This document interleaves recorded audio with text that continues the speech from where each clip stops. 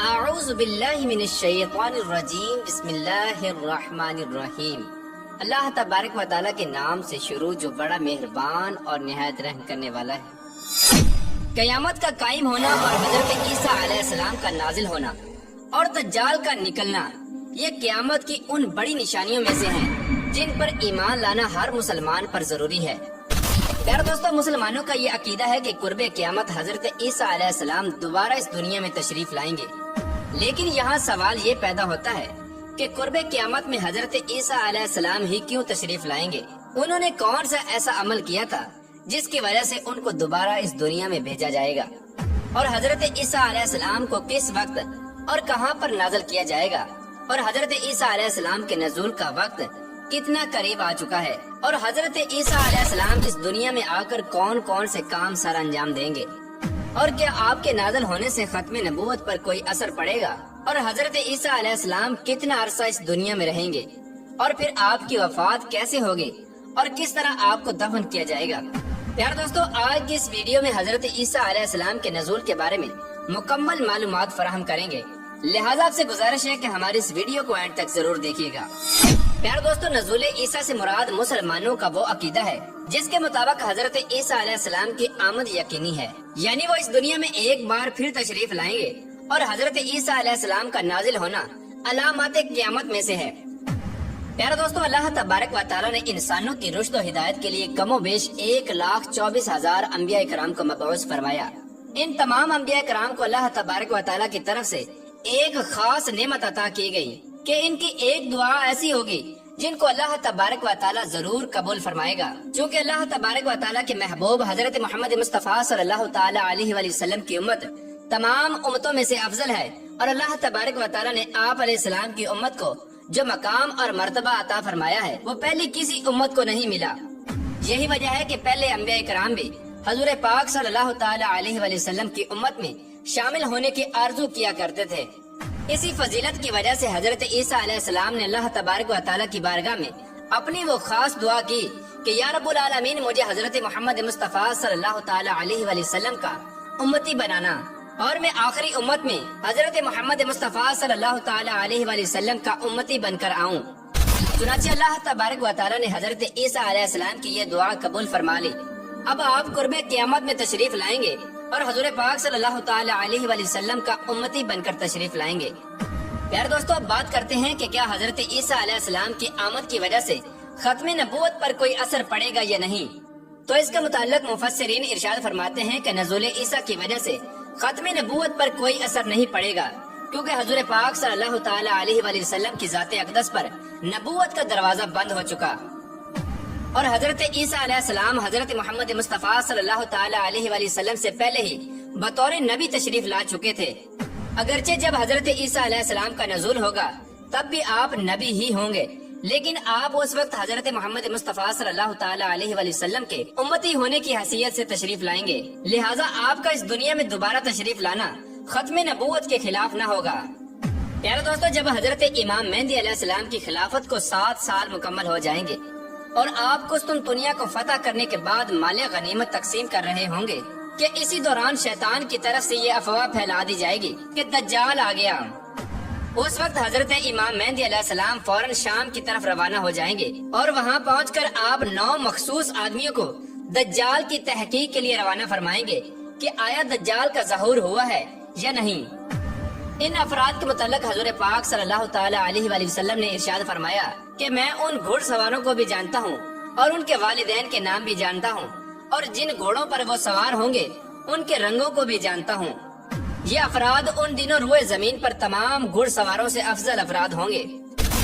حضرت امام مہدی علیہ السلام کے یہ افراد تحقیق کے بعد حضرت امام مہدی علیہ السلام کو بتائیں گے کہ دجال کا خروج نہیں ہوا، بلکہ یہ ایک افواہ تھی، لیکن اس کے بعد زیادہ وقت نہیں گزرے گا کہ دجال کا خروج ہو جائے گا۔ اسی دوران دجال سوائے مکہ اور مدینہ کے پوری دنیا کے اندر فتنہ فساد پھیلائے گا اور قتل و غارت کرے گا، لیکن وہ مکہ اور مدینہ میں داخل نہ ہو سکے گا۔ اس طرح پوری دنیا کے اندر فتنہ فساد پھیلانے کے بعد دجال شام کی طرف روانہ ہوگا، वहाँ पर पहले ही हजरत इमाम मेहदी अलैहिस्सलाम दज्जाल का मुकाबला करने के लिए तैयार होंगे कि इसी दौरान नमाज फजर का वक्त हो जाएगा। उस वक्त तमाम मुसलमान नमाज फजर की तैयारी में मसरूफ होंगे और नमाज फजर के लिए इकामत कही जा चुकी होगी कि इसी दौरान एक आवाज सुनाई देगी कि तुम्हारा फरियाद रसा आन पहुँचा है। उस वक्त हजरत ईसा अलैहिस्सलाम का नज़ुल होगा। हजरत ईसा अलैहिस्सलाम के मकाम नज़ुल के बारे में रिवायात में आता है कि हजरत ईसा अलैहिस्सलाम दमिश्क के हिस्से में सफेद मीनार के करीब 2 केसरी कपड़ों में मलबूस 2 फरिश्तों के कंधों पर हाथ रखे हुए नाजिल होंगे। जब हजरत ईसा अलैहिस्सलाम अपना सर झुकाएंगे तो मोतियों की तरह कतरे गिरेंगे और जब वो अपना सर उठाएंगे तो मोतियों की तरह चमकते हुए पानी की बूंदे गिरेंगे। यानी इस तरह जाहिर होगा कि आप अभी गुस्ल फरमाकर तशरीफ लाए हैं। दमिश्क के इसी मकाम पर हजरत इमाम मेहदी अलैहिस्सलाम और हजरत ईसा अलैहिस्सलाम की मुलाकात होगी।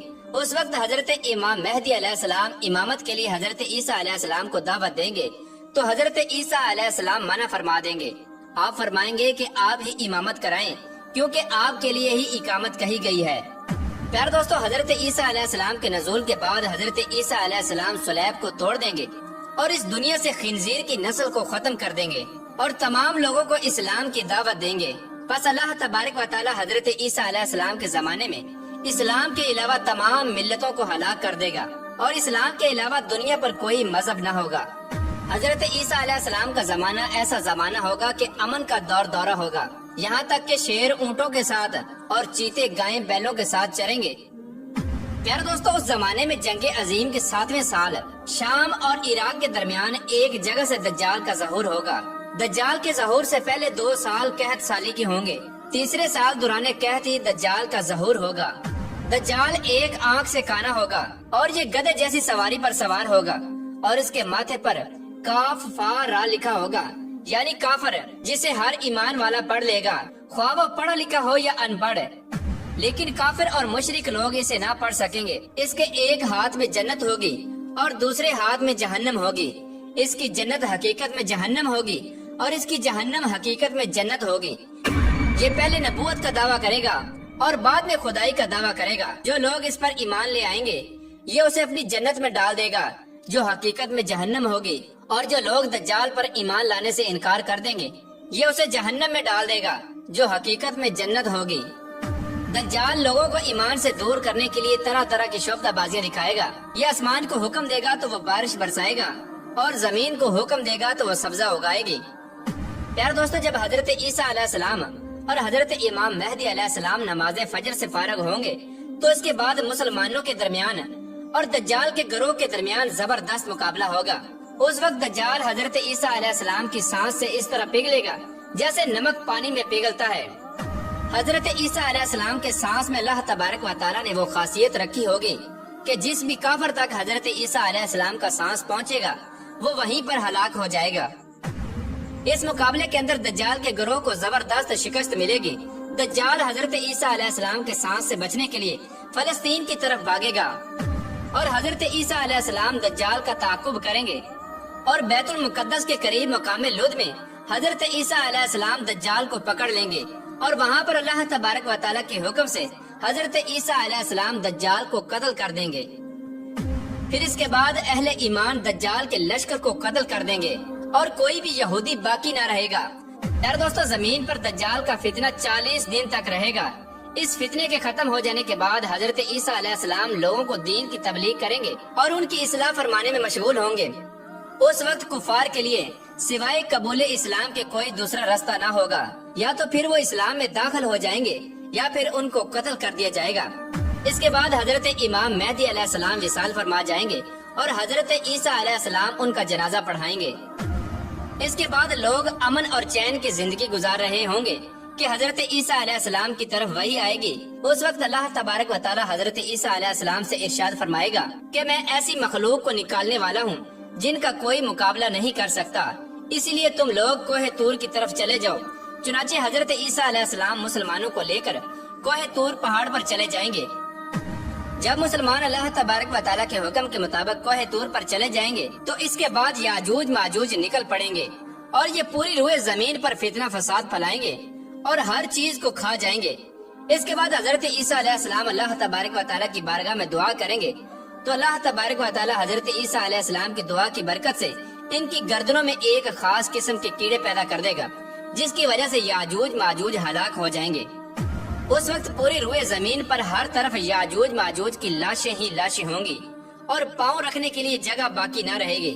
پھر اللہ تبارک و تعالیٰ ایک خاص قسم کے پرندوں کو بھیجے گا جو ان کی لاشوں کو اٹھا کر وہاں پر پھینک آئیں گے جہاں پر اللہ تبارک و تعالیٰ چاہے گا۔ اس کے بعد اللہ تبارک و تعالیٰ آسمان سے موسلا دھار بارش برسائے گا، جس کی وجہ سے ساری زمین دھل جائے گی۔ پیارے دوستو، حضرت عیسیٰ علیہ السلام 40 سال تک اس دنیا کے اندر قیام فرمائیں گے اور اس عرصے کے دوران آپ نکاح بھی فرمائیں گے اور آپ کی اولاد بھی پیدا ہوگی۔ پھر اس کے بعد جب اللہ تبارک و تعالیٰ چاہے گا تو حضرت عیسیٰ علیہ السلام اس دنیا سے تشریف لے جائیں گے۔ آپ کے انتقال کے بعد مسلمان آپ کا جنازہ پڑھائیں گے اور آپ کو حضور پاک صلی اللہ تعالی علیہ وآلہ وسلم کے روضہ انور کے اندر دفن کیا جائے گا۔ اللہ تبارک و تعالیٰ سے دعا ہے کہ اللہ تبارک و تعالیٰ قرب قیامت میں ظاہر ہونے والے تمام فتنوں سے ہمیں بچائے اور ہمارا خاتمہ ایمان پر فرمائے۔